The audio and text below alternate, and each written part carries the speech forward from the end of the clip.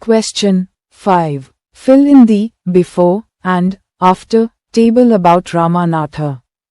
What he did before meeting the sage. What he did after meeting the sage. 1. He spent all his time searching for a magic potion to turn objects into gold. 1. He started cleaning his empty fields and planted banana plants.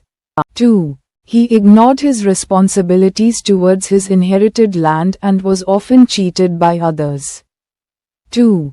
He tended to the banana plants, collected dew, and worked hard with his wife, Madhumati, to create a successful banana plantation. Explanation. Before meeting the sage, Ramanatha was consumed by his quest for a magical solution to wealth. Neglecting his land and responsibilities, his obsession led him to be deceived by others who promised him shortcuts to riches. After meeting the sage's advice prompted a significant change in Ramanatha's behavior. He began to take responsibility for his land, worked diligently, and, with the help of his wife, built a prosperous banana plantation, ultimately realizing that hard work was the true source of wealth.